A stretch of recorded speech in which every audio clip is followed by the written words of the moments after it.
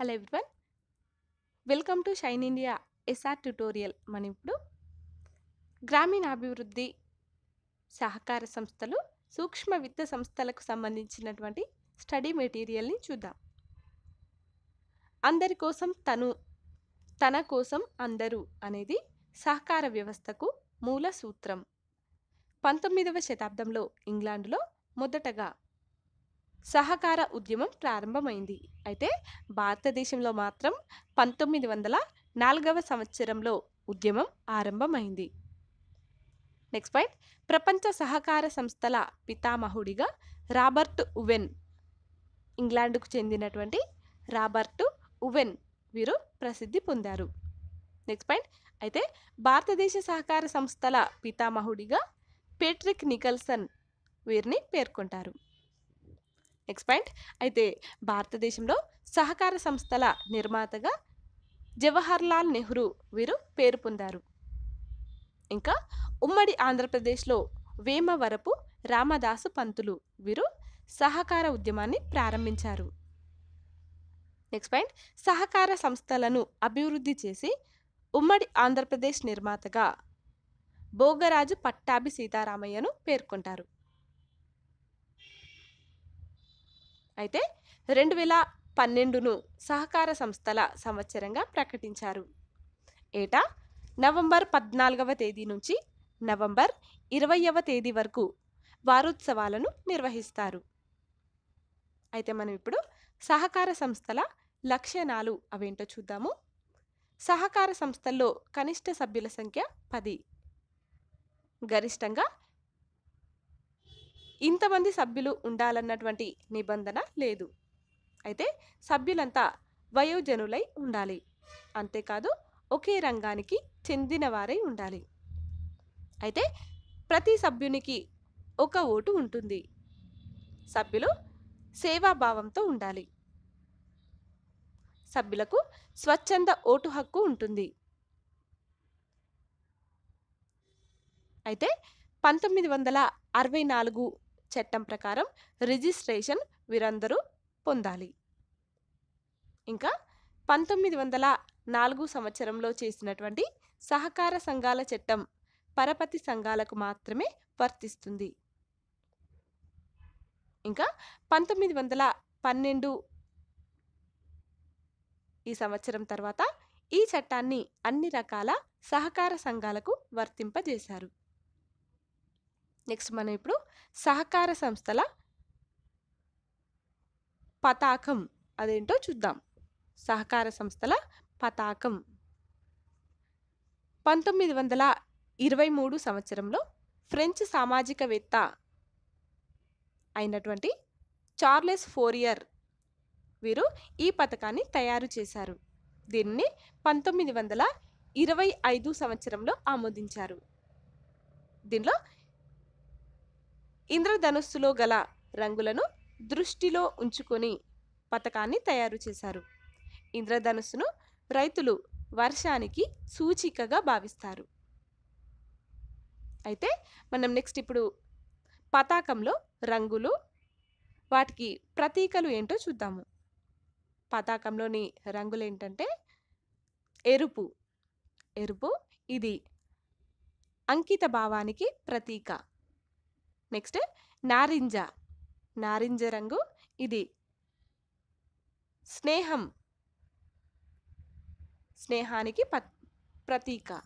Next పసుపు రంగు ఇది శాంతికి ప్రతీక. నెక్స్ట్ ఆకుపచ్చ ఇది ఆర్థికాభివృద్ధికి ప్రతీక. నెక్స్ట్ నీలం రంగు ఇది ఆత్మశుద్ధికి ప్రతీక. నెక్స్ట్ ముదురు నీలం ఇది సమానత్వానికి ప్రతీక. నెక్స్ట్ ఊదా రంగు ఇది నీతికి ప్రతీక. ఇవన్నీ కూడా పతాకంలోని రంగులు, వాటికి ప్రతీకలు. అయితే నెక్స్ట్ మనం దీని యొక్క పరిణామ క్రమాన్ని చూద్దాము. 1901 సంవత్సరంలో లార్డ్ కర్జన్ గారు నియమించినటువంటి ఎడ్వర్డ్ లా కమిటీ సిఫారసుల మేరకు 1904 సంవత్సరంలో మొదటి సహకార చట్టం ఏర్పడింది. నెక్స్ట్ పాయింట్ 1919 మాంటేగ్ చేమ్స్ఫర్డ్ సంస్కరణలో భాగంగా సహకార వ్యవస్థను రాష్ట్రాలకు అప్పగించారు. దీనితో వివిధ రాష్ట్రాల్లో సహకార సంఘాల చట్టాలు చేశారు. నెక్స్ట్ 1925 బాంబే సహకార సంఘాల చట్టం. నెక్స్ట్ 1932 హైదరాబాద్ సహకార సంఘాల చట్టం. నెక్స్ట్ 1932 మద్రాసు సహకార సంఘాల చట్టం. నెక్స్ట్ 1934 మద్రాస్ భూమి తనఖా బ్యాంకుల చట్టం. నెక్స్ట్ 1935 బీహార్ సహకార సంఘాల చట్టం. బీహార్ సహకార సంఘాల చట్టం. నెక్స్ట్ 1940 బెంగాల్ సహకార సంఘాల చట్టం అని ఈ విధంగా సహకార సంఘాల చట్టాలను చేశారు. నెక్స్ట్ పాయింట్ 1963లో లాల్ మెహతా కమిటీ సిఫారసుల మేరకు ఎన్సిడిసి ఏర్పడింది. నెక్స్ట్ పాయింట్ 1954లో అనంతపురం జిల్లా కుంతకల్లులో ఆంధ్ర కోఆపరేటివ్ స్పిన్నింగ్ మిల్ అనేటటువంటిది ఏర్పడింది. దీన్నే the national cooperative development corporation అని కూడా అంటారు. ఇది ఏర్పడింది. ఇది ఆసియాలోనే మొదటి కోఆపరేటివ్ స్పిన్నింగ్ మిల్లు. దీన్ని 1991 సంవత్సరం జూలైలో మూసివేశారు. నెక్స్ట్ మనం ఇప్పుడు ఏకగవాక్ష విధానం అదేంటో చూద్దాము. 1975 సంవత్సరంలో కేంద్ర ప్రభుత్వం ఆర్కే హజారియా అధ్యక్షతన సహకార పరపతి వ్యవస్థను సమీక్షించేందుకు ఒక కమిటీని నియమించింది. ఈ కమిటీ రైతులకు అందించేటటువంటి స్వల్పకాలిక మరియు మధ్యకాలిక ఇంకా దీర్ఘకాలిక పరపతి అంతా ఒకే చోట లభించే విధంగా ప్రస్తుతం ఉన్నటువంటి సహకార పరపతి సంస్థల నిర్మాణాన్ని మార్చివేసి ఏకగవాక్ష విధానాన్ని ఏర్పాటు చేయాలని సూచించింది. అయితే 1982లో ఆంధ్రప్రదేశ్లో ఏకగవాక్ష విధానానికి సంబంధించి మోహన్ కందా అధ్యక్షతన ఒక కమిటీని నియమించారు. ఇందులో యుబి రాఘవేంద్రరావు మరియు ఎస్కే అరోరా మరియు కేఆర్ కమలనాథన్ వీరు ముగ్గురు కూడా సభ్యులుగా ఉన్నారు.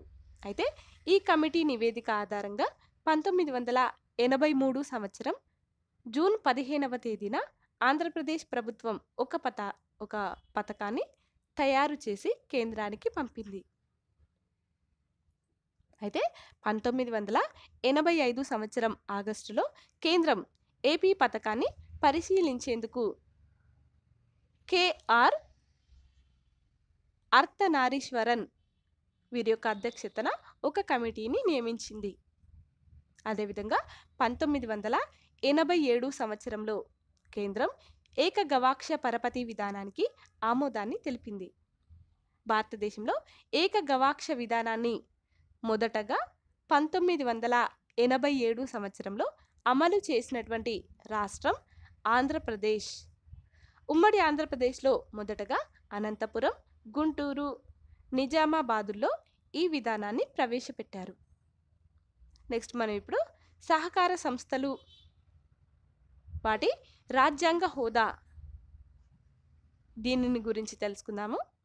2007లో శివాజీరావు పాటిల్ కమిటీ సిఫారసుల మేరకు సహకార సంస్థలకు రాజ్యాంగ హోదా కల్పించారు. ఇందులో దీనికోసం 97వ రాజ్యాంగ సవరణ చట్టాన్ని చేసి 9B అనేటటువంటి భాగంలో 243 దీనిలో ZH నుంచి 243 ZH నుంచి 243 ZT వరకు కూడా నూతనంగా 13 ఆర్టికల్స్ను ప్రవేశపెట్టారు. అవేంటో చూద్దాము. 243 ZH ఇది సహకార సంస్థల నిర్వచనం. నెక్స్ట్ 243 ZI అనేటటువంటి ఆర్టికల్ ఇది సహకార సంస్థల రిజిస్ట్రేషన్, దీనికి సంబంధించింది. నెక్స్ట్ 243 ZJ అనేటటువంటి ఈ ఆర్టికల్ సహకార సంస్థల కాల పరిమితికి సంబంధించింది.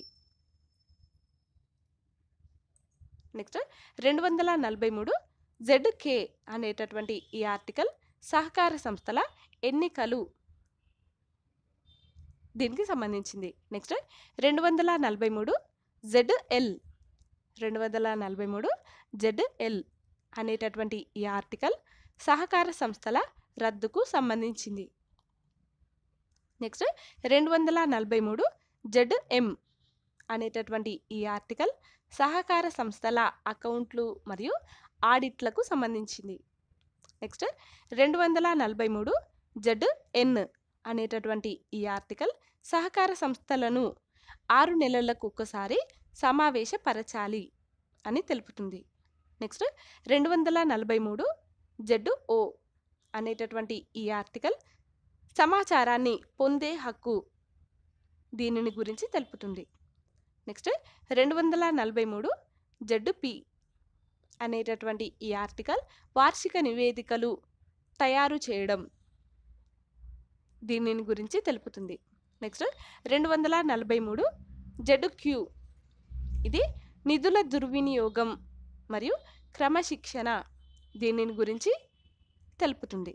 నెక్స్ట్ 243 ZQ అనేటటువంటి ఈ ఆర్టికల్ నిధుల దుర్వినియోగం మరియు క్రమశిక్షణ, దీనిని గురించి తెలుపుతుంది.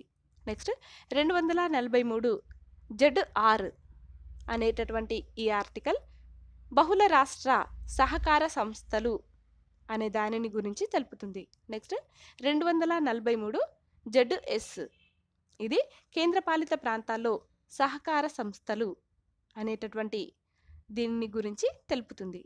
నెక్స్ట్ 243 ZT అనేటటువంటి ఈ ఆర్టికల్ చట్టం అమలు కాకపూర్వం ఉన్నటువంటి సహకార చట్టాలు ఇంకా ఈ చట్టం అమలులోకి వచ్చిన సంవత్సరం తర్వాత రద్దవుతాయి అనేటటువంటి దీనిని గురించి తెలుపుతుంది. ఫ్రెండ్స్, మీకు మా వీడియోస్ కనుక నచ్చినట్లయితే లైక్ చేయండి, షేర్ చేయండి, అలాగే మా ఛానల్ని సబ్స్క్రైబ్ చేసుకోండి. Thanks for watching. Please like and share and subscribe.